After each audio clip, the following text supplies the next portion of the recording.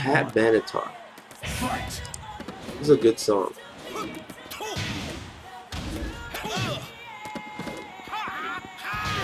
Story, please. Yeah. Okay. So, okay. Let me gather my thoughts. Let me remember this story correctly. It was a good one. So,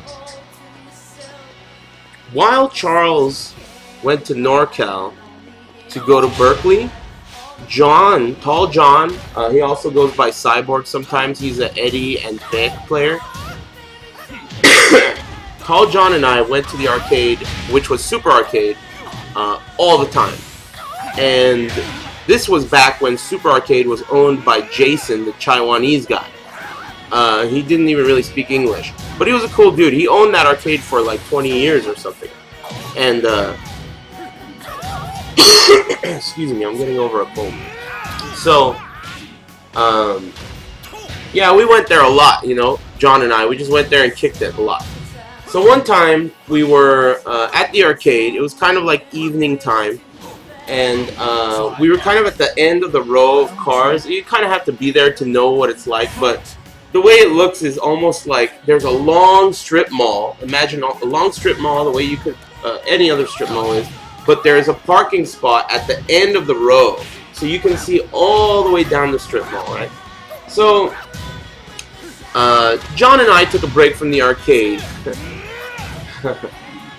Jon and I took a break from the arcade, and we went outside to his truck, which was in that spot, pointing towards the strip mall. And then Jon was looking at flowers, and I was looking at a cigarette. And at the time, I didn't look at flowers. And we were sitting in the car. He has a truck, right? We were sitting in the car, just laughing, whatever, joking. And this really, really big... And let me tell you, Jon, you guys don't know Jon, but he's a very monotone, very rarely makes a joke.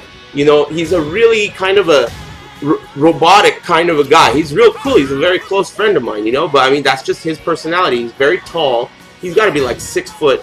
I don't know, 5 or 6 or something. He's very tall, and he just has a very kind of monotone, robotic style to him.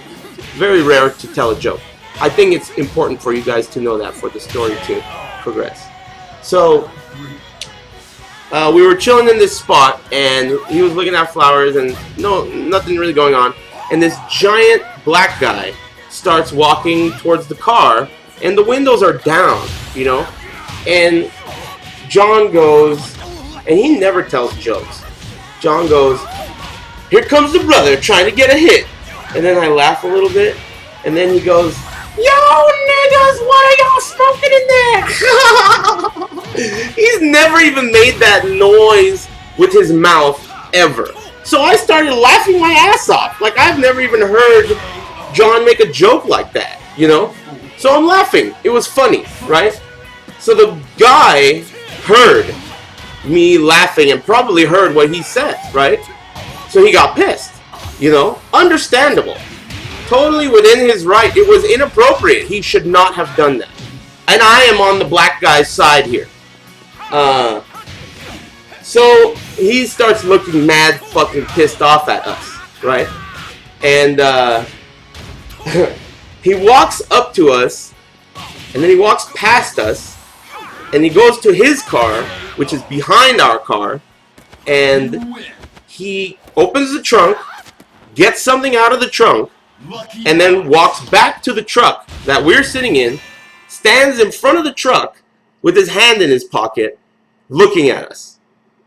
So, at this point, I'm thinking, because of Jon's stupid, idiot fucking joke, that I was almost forced to laugh at. I mean, it's not my fault. He never even makes a joke, right?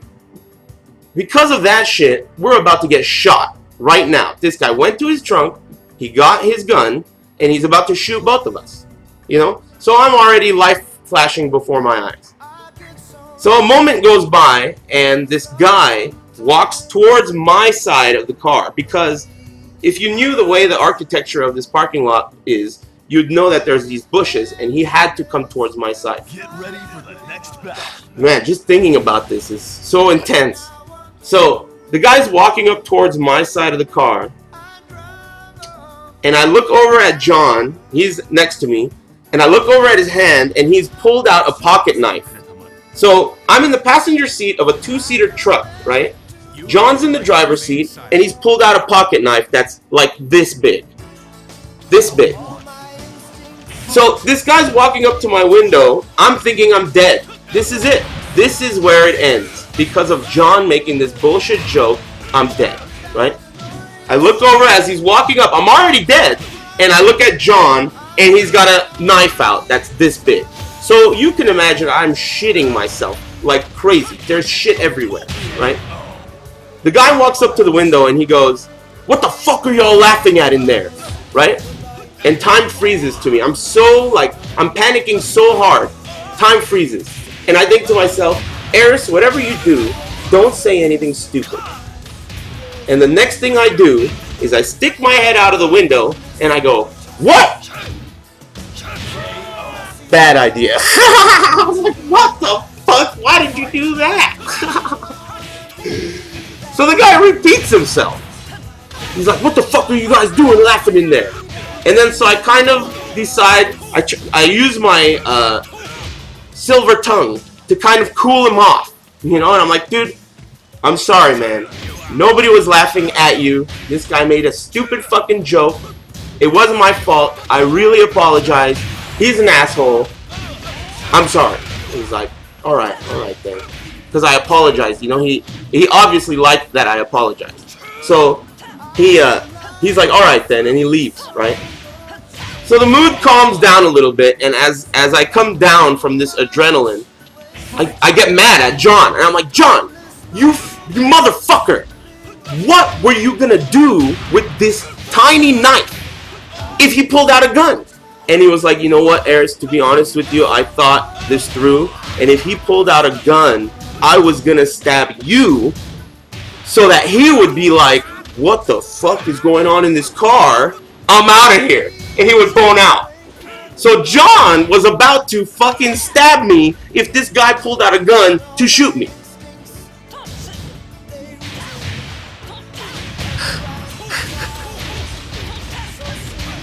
I gotta look at flowers.